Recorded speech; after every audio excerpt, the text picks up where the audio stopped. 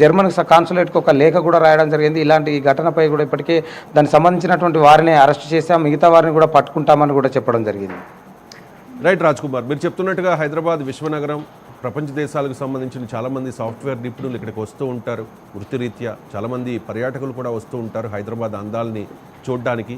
So ఇలాంటి ఘటనలు జరగడం ఖచ్చితంగా దురదృష్టకరం. అండ్ ఇది హైదరాబాద్ బ్రాండ్ ఇమేజ్ మీద కూడా ఎఫెక్ట్ చూపించే ప్రమాదం ఉంది కాబట్టి.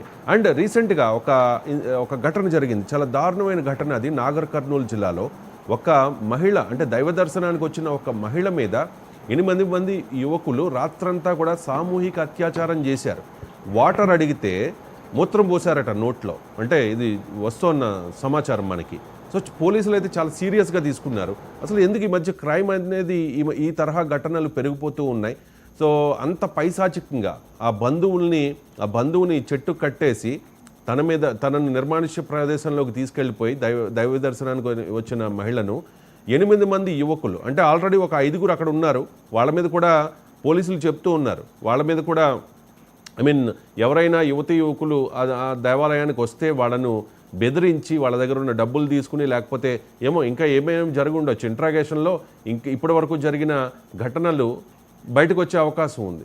కాబట్టి ఈ ఘటన జరిగిన తర్వాత మొత్తం వాళ్ళందరినీ కూడా ఇంచుమించుగా పట్టుకోవడం జరిగింది.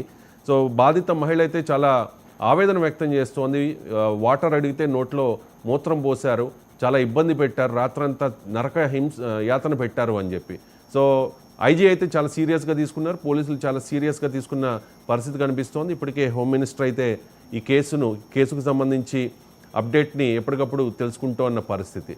సో ఈ ఘటన జరిగిన వెంటనే ఈ ఘటన జరగడం, సో అంటే ఒక రకంగా అంతే సేఫేనా తెలంగాణ? లేకపోతే తెలంగాణనే కాదు, నాట్ ఓన్లీ తెలంగాణ, ఈ ప్రతి చోట జరుగుతూ ఉన్నాయి ఇవన్నీ కూడా. అంటే హైదరాబాద్లో జరగడం, నాగర్ కర్నూలులో జరగడం, అంటే ప్రతిపక్షాలకి ఇది ఒక అస్త్రంగా మారిపోతుంది కదా. చాలా పత్రికల్లో ఈరోజు చూశాను నేను, అసలు ఏమైపోయింది లా అండ్ ఆర్డర్, ఏంది మహిళలకు రక్షణ లేదా అనే యాంగిల్లో వార్తలు ప్రచురించిన పరిస్థితి కనిపిస్తోంది. సో ఏం జరుగుతోంది, దీనికి సంబంధించి పోలీసులు ఏం చెప్తున్నారు, ఈ కేసులో అప్డేట్ ఏంటి రాజ్ కుమార్? కానీ ఈ నెల పరిధిలో మాత్రం ఇటు తెలుగు రాష్ట్రాల్లో ఇలాంటి ఘటనలు జరుగుతూ ఉన్నాయి. దీనికి సంబంధించి ఇది ఇప్పుడు ఏదైతే తెలంగాణలో ఉన్నటువంటి రంగారెడ్డి జిల్లా కేశంపేట మండలంలోని ఓ గ్రామానికి చెందినటువంటి మహిళ భర్తకు దూరంగా ఉంటూ తన 3 పిల్లలతో కూడా వేరుగా ఉంటుంది. దాంతో ఈ నెల ఏదైతే తను ఒంటరిగా ఉంటున్న నేపథ్యంలో ఏదైతే తనకు బంధువు అయినటువంటి దగ్గర స్నేహితులతో మాత్రం ఇక్కడ నాగర్ కర్నూలు జిల్లా ఉరుకొండపల్లికి సంబంధించినటువంటి ఆంజనేయ స్వామి టెంపుల్కు వెళ్ళడం జరిగింది. అక్కడ స్వామివారిని దర్శించుకొని అక్కడ సేద తీరుతున్నటువంటి పరిస్థితుల్లో అక్కడే ఉన్నటువంటి అదైతే ఆంజనేయ స్వామి టెంపుల్లో అవుట్సోర్సింగ్గా పనిచేస్తున్నటువంటి వ్యక్తి తన స్నేహితులకు సమాచారం అందించడం జరిగింది. స్నేహితులకు సమాచారం అందించిన తరుణంలో ఒకసారిగా వారు మద్యం మత్తులో వచ్చి వారిద్దరిని కూడా ఏదైతే ఆ మహిళతో పాటు వచ్చినటువంటి తన బంధువును కూడా చెట్టు కట్టేసి కూడా ఆ మహిళను కూడా తీసుకువెళ్ళడం జరిగింది. ఆ మహిళకు సంబంధించినటువంటి దాదాపు అంటే మొత్తం ఒక ఉద్యోగితో సహా మొత్తం 6 వ్యక్తులు రావడం జరిగింది.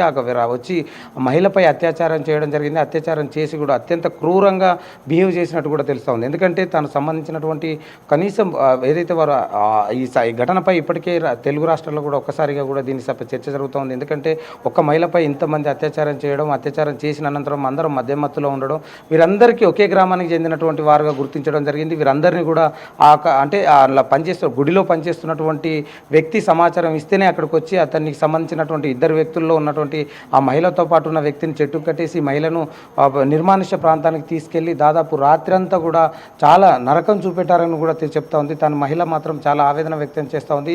తను సంబంధించినటువంటి పోలీస్ స్టేషన్లో ఫిర్యాదు చేయడం జరిగింది. ఈ కేసుకు సంబంధించినటువంటి వారందరిని కూడా అరెస్టు చేయడం జరిగింది. ఈ కేసు ముఖ్యంగా ఈ యొక్క ఊరుకొండపేటకు చెందిన మహేష్ గౌడ్, అంజనేయుల్ గౌడ్, మట్టం అంజనేయుల్ గౌడ్, సాదిక్ బాబా, హరీష్ గౌడ్, ఏదైతే మణికంఠ గౌడ్, ఎల్లికట్టకు చెందిన కార్తిక గుర్తించడం జరిగింది. వీరందరినీ కూడా అరెస్ట్ చేయడం జరిగింది. అంటే గంటల వ్యవధిలో, అంటే జరిగినటువంటి ఘటనలో పోలీసులు మాత్రం కేసులు ఛేదిస్తున్నప్పటికీ మాత్రం ఇలాంటి ఘటనలు, అత్యాచార ఘటనలు మాత్రం పెరిగిపోతూ ఉన్నాయి. ఎందుకంటే ఇది అక్కడ ఉన్నటువంటి ఈ ఆంజనేయ స్వామి టెంపుల్కి సంబంధించినటువంటి గతంలో కూడా ఇక్కడ ఏమైనా జరిగాయన్న కోణంలో కూడా పోలీసులు విచారణ చేస్తున్నారు. వీరందరినీ అంటే ఎందుకంటే ఇక్కడ ఎక్కువ మంది అంటే భక్తులు వస్తూ ఉంటారు, దానికి సంబంధించినటువంటి లవర్స్ కూడా అక్కడికి చేరుకోవడం జరుగుతుంది. అంటే ఆంజనేయ స్వామి కోరిన కోరికలు తీర్చేవాడు కూడా భక్తులకు ఎక్కువ నమ్మకం ఉంటుంది.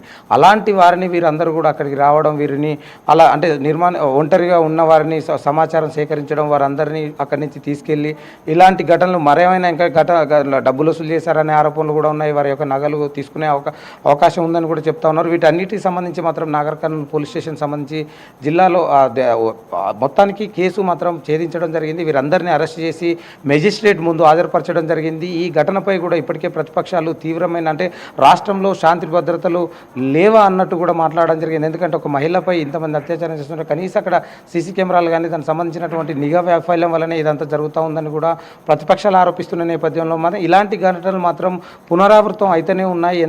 ఎన్ని కఠినమైన చర్యలు తీసుకున్నా కూడా ఇలాంటి ఘటనలు జరుగుతున్నాయని కూడా చెప్తా ఉన్నారు. దీనికి సంబంధించి మాత్రం ఇప్పటికే ప్రభుత్వం నుంచి కూడా కొంతమంది అక్కడ ఉన్నటువంటి స్థానిక మంత్రి కూడా మాట్లాడడం జరిగింది. ఎంతటి వారినైనా వదిలిపెట్టే ప్రసక్తి లేదు, వారందరినీ కూడా అరెస్ట్ చేశారు, వారికి తగిన శిక్ష పడే విధంగా కూడా చర్యలు తీసుకుంటామని కూడా చెప్పడం జరిగింది.